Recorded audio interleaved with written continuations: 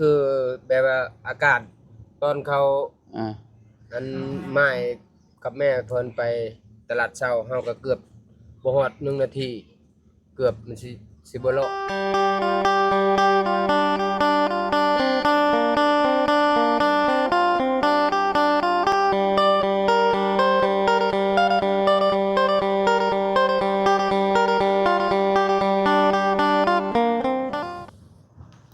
อ้าวสบายดีและสวัสดีเนาะพ่อแม่พี่น้อง FC บัสสุขูสู่คนเนาะโอ้โดนแล้วพี่น้องเอ้ยเนาะบ่ได้พ้อกันกับน้องไม้พี่น้องเอ้ยอ่าประมาณอาทิตย์ได้แล้วบ่จักเนาะคิดว่าบ่ได้เข้ามาหาน้องเพิ่นเนาะสวัสดี ฮอดเด้โดนแล้วบ่ได้เห็น โดยสบายดีเด้ออ้ายเด้อโอ้บ่ได้พ้อกันโดนเนาะ ขออนุญาตหน่อยเนาะพี่น้องเอ้ยอยู่ดีมีแฮงอย่าบ่น้องไม้นี่เนาะ โดย อืมฟูดข้าวแล้วเหรอบ่ แล้วแต่โดนแล้ว โอ้ได้หลายบ่ ฮอดประมาณ11กระสอบ ได้11กระสอบบ่ โดย โอ้ บ่หลาย ปีนี้ได้บ่หลายบ่อ้ายกำลังเฮ็ดกินหยังนี่น้อง บางทีแกงหน่อไม้ แกงหน่อไม้ปอเขียวคักแท้นี่ปอพี่น้องเอ้ยเนาะโอ้สุดยอดพี่น้องเขียวคักปานหยังเนาะ โดย มื้อนี้น่ะไปหาหน่อไม้มาแกงนี่บ่เลยแนวใด หาหน่อไม้แกงมื้อนี้บ่ได้ไปไส อืม เอาไปหาผัก โดย แต่เมื่อวานนี่ไปขายหน่อไม้ ไปขายอยู่ไส อยู่ในสะแดน โอ้ได้หลายบ่ ได้แสนหนึง 1 100,000 โดย อืม มื้อวันจันทร์นั่นก็ไปมื้อวันคานก็ไป บ่ โดย แม่ไปใช้ซะ ไปเล่นกับน้องเฮา น้องอันนั้นเด้น้องทายเด้ บ่น้องทายอยู่เฮือน น้องทายอยู่เฮือน โดย โดยอันนี้คือข้าวแรงบ่นี่สิแกงกินแรง โดย พี่น้องเอ้ยเนาะก็เติบหนึงแล้วได้บ่ได้เห็นหน้ากันนี่พี่น้องเอ้ยเนาะมักพริกมีอยู่บ่มักพริกดิบ หมดเครือข่ายเลย ไปขายแล้ว ไปขายเบิดแล้ว เลย โดยมื้อนั้นแม่คอยเมื่อก้อนว่าพอเคยเจ็บตีน ฮะ เจ็บตีนนั่น เจ็บหัวเข่า โดย เป็นหยังอ่ะน่ะ จักเป็นได้อะ มันปวดบ่ เอาไว้แต่น้ำไว้มันก็แทง น้ำวายแทง โดยมันก็ถึกเอ็นจักถึงหยังก็มันก็เป็นบว ใช่ มแบบนี้นะฮะ บวมนะนี่ โดย โอ้ตัวมันหักคาบ่จักเขาว่า เอาแล้วก็ฆ่ามันถอดออกแล้ว ถอดออกเรียบร้อยแล้ว แม่น โอ้นี่มองมันปางเนาะ แม่น พี่น้องเอ้ยเนาะตอนนี้หาย่างเจ็บบ่อ้าย ย่างเจ็บอยู่ โอ้แสดงว่ามันถึกบ่งมองเส้นเจ้า โดย ปากจังมือแหละ การมื้อบ้านนี่แหละ พอเมื่อวานนี้โอ้มันก็เจ็บแล้วมันยังบ่นั่น บอกแต่ว่าตอนกันมันก็ปากก็บ่ได้เจ็บหาก็มื้อนี้ ตอนมันปากค่ะบ่เจ็บ บ่เจ็บ มันให้มาเจ็บมื้อนี้ เจ็บมื้อเช้าวานนี่ โอ้ตอนมันปากค่ะแม่นอยู่มันบ่เจ็บดอก เจ็บ แต่ตอนนี้น่ะมันยันมันใส่น้องใส่หยังหั่นนะยันแบบว่ามันมัน พี่น้องเอ้ย เฮาก็รู้สึกแบบคือแบบว่าอากาศตอนเขา อ่า อันไม้กับแม่เพิ่นไปตลาดเช้าเฮาก็เกือบบ่ฮอด1นาทีเกือบมันสิบ่รอดน้องทายก็มันให้แล้ว คือว่าสิบ่รอด เกือบตาย เจ้าหาได้ เอ้ย เอ้า เหือแตกก็จนในกระโตก็จนเผยแพร่หมดมีแต่เฮาก็ มันให้แฮงขนาดนั้นเลยบ่ แม่นมัน เฮ้ย เฮาก็ น้ำวายปักนี่ได้ โดย บ่ เฮา โต ก็คิดโอ้ยเป็นอะไรอาการแบบนี้ เป็นเจ้าคิดในใจว่าเป็นย้อนน้ำปักเจ้านี่บ่ แม่นก็มันขึ้นมันเกิดระหวัง4โมงแรง4โมงเช้า อ๋อ มันเกิดแฮงกะ ๆที่ว่าเจ้าเจ็บแฮงน่ะ 5โมงก็สิบ่รอดแหละกัน1นาทีนี่เฮาก็สิเลยอำลาพระจากในโลกนี่แหละ โอ้ อันเอาก็น้องท่ายอันลูกอันท่ายไปตามหาแม่มันอยู่ตลาดแสดงแชทน้องไม้กับน้องไม้บ่ตอบเพิ่น โอ้เอามาสิปรุงบ่นี่ไม่ ดู โอ้ยังบ่ได้ปรุงบ่ ใส่แล้ว โ โอ้ให้แห้งขนาดนั้นเลยเนาะ เขาก็เคยอยู่แหละ พี่น้อง ก็แบบหัวเข้าเบื้องนี้ก็ตอนเฮาลมรถนี่มาฝากก็จะบ่เป็นปานนี้ หากบ่ได้เป็นเจ็บแห้งคืออันน้ำปากนี้ แม่น แต่ว่าน้ำ ซ้ำนี่นะน้ำมันน่ะ น้ำปาก แม่ ผู้ชึกว่าเจ็บบ่ บ่ได้คิดว่าเจ็บอยู่แต่ว่า เจ็บแบบเจ็บธรรมดา ธรรมดาแต่ว่ามันไข้ก็เป็นไข้อยู่ดอก เออแต่ว่ามันก็ขึ้นแบบมันขึ้นในที่นี่ขึ้นแบบรู้สึกว่าขึ้นอาการมันจุกมันขึ้นก็ปอดในหัวใจนี่ก็มันจะปึ๊บนั่นก็หน้ามืดหน้ามั่วเลยเด้ อ๋อมันเจ็บจากนี่ อืม แลนขึ้นไปสู่หัวใจเลย ดูหัวใจ ปา เกือบ โท บ่รอดโอ้เฮาคิดเฮาก็ฝากให้แม่ย่านะว่าดูแล อ่า ลูกหลาน จนได้ผากไม่เท่าเลย แม่น โย ว่าดูแลให้ลูกหลานมาอยู่ดีกินดีว่าเฮาบ่อยู่แล้วแบบ อ๋อ มันบ่ดีแล้วนี่อาการมันก็ขึ้นแล้วเลย อ๋อ จนบ่ฮู้ถ้า มื้อนี้ครับไปอันน่ะดีตอนใดปะนี่แบบว่า ดีแบบมันก็มันลง อ๋อ อาการของมันลงแล้วรู้สึก แบบผ่อนคลายออก แม่นมันก็รู้สึกมันก็ลงหลับพักติเฮาคิดว่าโอ้สิรอดแล้วบัดนี้ เออ เราคิดว่าอากาศถ่ายไปนำแม่มันกับไม้กับน้องกระ ไปนำอยู่ไสนำอยู่ นั่น ไส อยู่ตลาดแสดง ไปนำอยู่ชายแดนมาเลย โดย อ่า ยานอากาศมันก็ขึ้นแบบดังเวลาใดมันจะขึ้นก็เป็นแบบนี้เฮาก็จะพาครอบครัวใหม่ บ่แต่ก่อนเจ้าเคยเป็นบ่ บ่ เป็น เคย บ่เคยเป็นจังเทื่อ โดย อืม เฮาก็ร่วมรถกัน รวมรถก็บ่ได้นัก บ่ได้นักปาน ก็ นี้ ธรรมดา ธรรมดา มันถือกับเส้นอีหยังเด้เนาะพี่น้อง แม่ มันจังเฮ็ดให้แบบว่ามันแล่นต่ำหัวใจเราเลยพี่น้องเราว่าเนาะ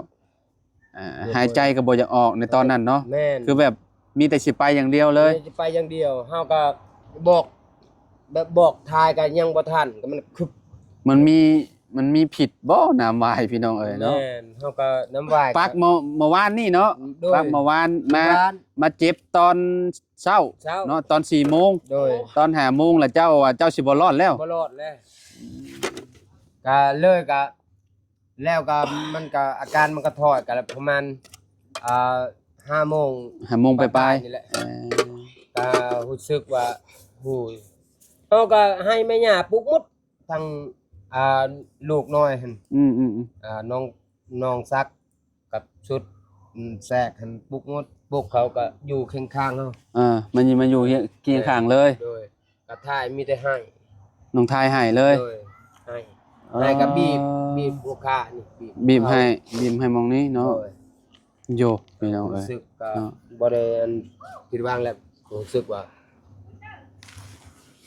สิได้แล้ว พี่น้องเอ้ยเนาะก็ให้แฮงอยู่เนาะ หายแห้งว่าเฮาก็คิดอยู่ว่าคือเฮาก็เคยเอานะเฮาก็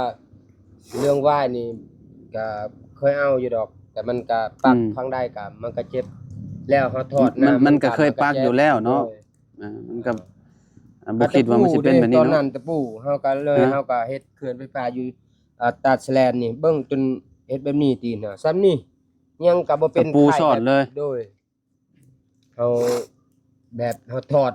อันนั้นดิ มันแพ้เขาคิดว่าเนาะมันแพ้อีหยังสักอย่างเนาะมันจัง เฮาก็บ่ฮู้ เจ็บ แต่ว่าอาการมันก็เป็นแบบนี้ เออ เฮาก็ได้ อ่า บางคำแบบไต้เว้นนั่นเฮาก็เด้อก็ดอกมากระบกให้ อ่า แม่เขาเอื้อยให้เจ้าแล้วดอกมากระบกกับ อ๋อนั่นบ่ แกะ นั่นบ่ แกะให้เพิ่นไปขายอยู่ตลาดเช้า เขาบ่คิดบ่ปานใดกับเรื่องเจ็บก็บ่ได้เจ็บเลยบ่นก็มันแทงนี่ก็บ่ได้ นี่บ่ เจ็บ ต่อกระบอกอันนี้บ่ โดย โอ้นี่เด้พี่น้องเอ้ยเนาะป้าดตอคักเด้นี่พี่น้องเอ้ยเนาะไปขั่วมันๆเลยเนาะ เฮาก็บ่คิดปานใดเฮาก็เลยแล้วตอกนี่ก็ไปยืมไปติดหนี้หอสมกิน อืม กินแล้วเมื่อยหลายเว้ยขึ้นภูขึ้นดอยนอนก็บุกหมอนี้บุกมานี่แหละไปไม้3โมงครึ่งแล้วลูก แพ้หอสมบ่จัก แม่ หอสมเป็นผิดบ่จัก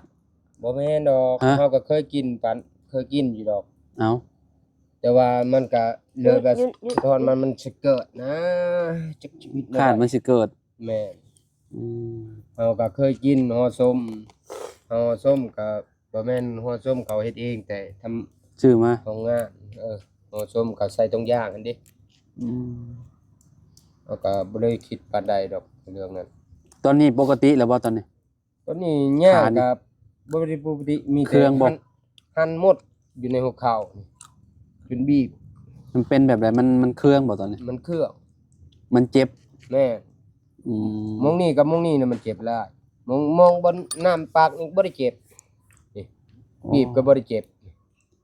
นี่หาก็มองนี่แหละเจ็บหาก็ขึ้นตัวนี้ อืม เจ็บเอายืนก็แบบนี้แหละยืน ยืนตรงบ่ได้บ่ ยืนแบบนี้ตรงซำนี้เลยตก ลองย่างดูหา ย่างก็ย่างได้อยู่ดอกย่างแบบ อ๋อย่างแบบนี้เนาะ โดยก็ค่อยเอาไม้ค้ำมันไม้ค้ำครับ อ๋อย่างแบบโกงโกะเอาเนี่ยเนาะ แม่ อื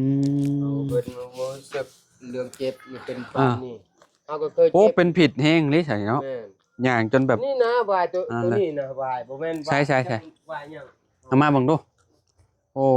โหย่างกะเลยอ่ะพี่น้องเอ้ยเนาะอ่าช่วงนี้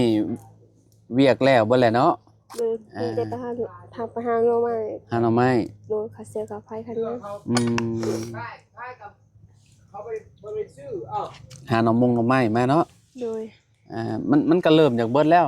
ยังหมดแล้วต้อง หน่อไม้ก็ได้ มือก็ได้2ถุงมือก็4ถุงสำนั้นได้ เอ มาขายหน่อ อ หน่อไม้บักทั่ว ส่วนใหญ่มีแต่หน่อไม้น้ำหมอกอะวะน้าบ่าวอะ บ่กะ มันเบิดเลย ให้กินเลย กินแล้วบ่ไว้ตัวนั้นบ่ปากเจ้าน่ะ แม่น หมด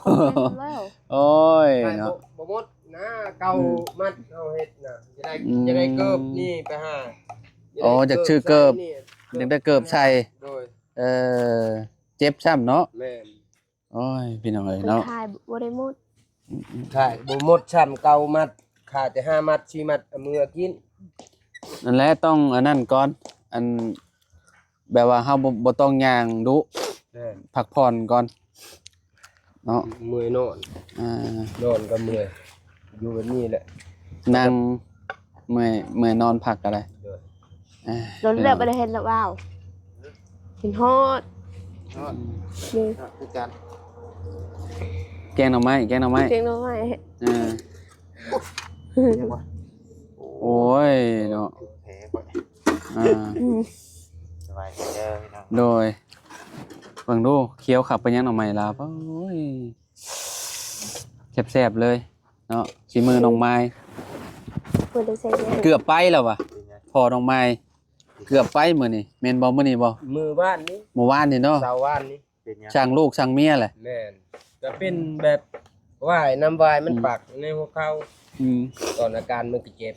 มันก็สาเหตุว่าสาเหตุยนต์ อ่า น้ำไว้แต่ว่า เจ้าคิดว่าเป็นย้อนสาเหตุน้ำวายที่ว่าปากเจ้า โดย แล้วว่าโรคอย่างอื่น เฮาบ่เกี่ยวว่าเฮา จักแล้เนาะมันเฮาบ่ได้เคยเช็คเนาะ น้ำบายชื่อก็เป็น อ่า อ้าวเฮาก็อันแหละเฮาก็บ่ได้คิดปานใดว่า เฮาบ่ได้เคยเช็คห่างกายเด้ เมื่อตอนเฮาก็เมื่อแต่ผู้อัน อืม มัดกับน้องท้ายมัดให้ไหว้ อืม เฮาก็เลย น้ำบายก็คือปักเขาเรื่อยอยู่ แม่นแต่ว่าเฮาก็คิดบ่ได้เจ็บปานนั้นนะเฮาก็ ธรรมดา เมื่อได้ผู้ก็ธรรมดาเฮาก็ไปเบิ่งข่าวลินตอกะตอหั่นเด้ อืม เฮาก็เบิ่งแล้วก็เฮ็ดโตะมากระบกให้แม่เพิ่นหั่นปัดคิดมันปก3โมงบ่าย3โมงก็ปกไม้ไปไม้ตื่นมาว่าไปแล้วน้อยมันก็ซา เอาไปขายบ่ แม่น กินโนด กินนะก็เลยก็ไปเขาไปบ่ฮอดนะสมุนนะบางเฮากะนะบ่ฮอดสมุนซ้ำก็เลยมันก็เป็นอ่อนๆแน่ๆอยู่แม่น้องน้ำ เจ็บบ่ โดย มันหยอกเฮาว่าวันยังมื้อนี้พ่อไม้ว่าเฮาก็บ่ได้ตอบเพิ่นเฮาก็เจ็บเด้เจ็บอันมันหันหน้าขานี่หน้าขาในแข้งก็มันก็หันหัวในเข้าเฮาก็บ่ได้เว้านำเพิ่น เจ้าว่าบีแข่งปั้นมาจ้ะเนาะ มีแข่งปั๊บ เจ้าว่าบ่ว่าอะไร แม่ เดี๋ยวมันแล่นตำหัวใจเราเลยเนาะมันหนาวเด้อากาศมันหนาวเด้เนาะ อากาศมันเย็น อืม เฮาก็เลยก็ จะมีส่วนเด้แบบว่าบีแข่งปั้นนี่พี่น้องมันปั้นมองนี่บ่ มื้อนี้ มันก็ปั้น เกี่ยว แบบ ไว้ได้ เกี่ยวบ่แล้วแถวนี้ แม่ แถวขาแถวยังมอง กัน มองอันนี้เจ้านี่ คันบีแข่งปีนแห้ง อืม ปีน ให้ ขึ้นมาฮอดพี่แล้วเด้ แม่นมันก็ไปแบบ มั มัน น ขึ้ ขึ้ น นอาการแบบอาการรู้สึกเฮาก็สิบ่รอดมันก็ขึ้นอยู่ในตีนนี่เด้ อ่า ในปูตีนนี่มันก็ขึ้น อืม มันก็หันไปเรื่อย โอ้แม่นแหละแม่นแหละ หัน เกี่ยว ไป กับ เรื่อยๆเรื่อย มี ๆเฮา แข่ง ก็ นี่แหละ โอ้ มีแข่ง เจ็ ปั้ บ น เฮาก็เฮ็ดแบบนี้ มันปั้น ทายก็เจ็บเฮ็ดขาเบื้องนี้เฮาก็เฮ็ดเบื้องนี้สิบ่ปั้นนี่ดอกเฮาว่าคิดเอาลูกซอยแน่หวานท้ายซอยแน่เอามันก็ขึ้นไปขึ้นมาก็ขึ้นกุบหน้าแบบรู้สึกก็ อืม สิจักนอนเลยอยากหลับเลยนะเว้าจังซั่นก็อยากหลับในกระโตนก็บ่รู้สึกหยังเลย อืมนี่แต่อยากนอนอย่างเดียว แม่นแต่หูก็ยังนวดแล้วมันก็จะหลับแบบมัน หู ก็จะไปเลย หู นะ ก็บ่ได้ยินอีก บ่ได้ยินเลย หูไปเลย แม่นตากับคางเห็นแบบน้องไม้ อ่า แล้วน้องทายให้ก็เฮาก็บ่รู้สึกแบบ บ่ได้รู้สึกเลยว่าลูกให้น้ำ แม่นดูต้นแบบพอเฮาตายแหละแบบ อ่า มันก็เศร้ามันก็อาการมันก็ลงเฮาคิดว่า อ่า ถ่ายคือสิให้เนี่ยเฮาก็บ่ได้เป็นจะสำนี้ ในตอนนั้นคือแบบเจ้าคิดว่า เอ้าเป็นหยังลูกสาวต้องให้น้ำ แม่ แม่นบ่ แม่ เออ ก็มันก็เลยก็ทั้งมือขวานี่ก็จับขาทั้งมือซ้ายนี่เซ็ตอีไม้ อ่า ไม้พอเฮาเจ็บหลายเด้ อืม เดี๋ยวเมื่อกับอีนี่กับมันก็บ่ได้จับโทรศัพท์จะเป็นได้ เออ มันก็เปิดอยู่เน็ต อ่า จับมันก็เลยค้าขายเฮาก็บ่รู้จักกะ มันจะคายหรือไม่ อืม ฮอดปุ๊บนั่นเฮาคิดว่าโอ้ตายแล้วบัดนี้ อืม เฮาก็พากนี่นำแม่ย่าว่ามาย่าเบิ่งลูกเต่าเฮาก็ จนปากควมเมียนโอ้เนาะ เฮาก็คิดว่ามันก็เลยไปต่อเลยนะเฮาก็ อ่า บ่พากมันก็เรื่องเฮือนซ่านหาดินเฮาก็ให้แม่ย่าเบิ่งแบบดินนี่ครั้งนี้ก็ปักหลักให้เด้อกันเฮาก็อำลาพาจากในโลกนี้ก็เจ้าเบิ่งดูแลให้แม่น้องไม้มันเมื่อก็ให้ในบ่าวทางอ้ายเฮานั่นเด้พอน้องย่อยมาเบิ่งมาดูแลให้เขาแน่ อืม น้องคิดน้ำบัวปาน จนช่างล่าเลย อืม แม่นสังลาแหละก็แบบ อืม แบบว่ารู้สึกเฮาก็ฮู้ก็มันก็ฮู้นวดแล้วก็ตาก็มันก็ข้างหมดเฮาก็คิดว่า มันบ่รอดดอกคนเฮา อ่า เฮาเคย ในตอนนั้นคือแบบคิดแต่อย่างเดียวว่า ต้องฝากคนอื่นให้ดูแลลูกเต้าลูกเมียเนาะ โดย เออเนาะ แบบเฮาก็ภาคเฮาก็บ่ได้เป็นห่วงเรื่อง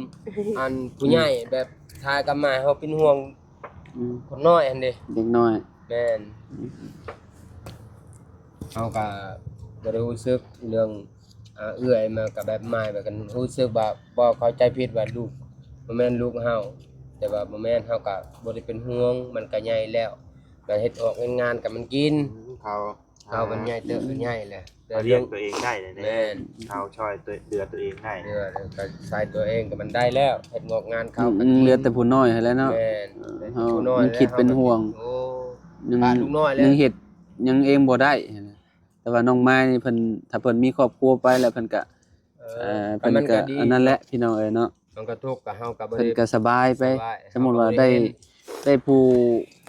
อ่าดูแลพี่น้องเนาะ แม่ คันว่าแบบ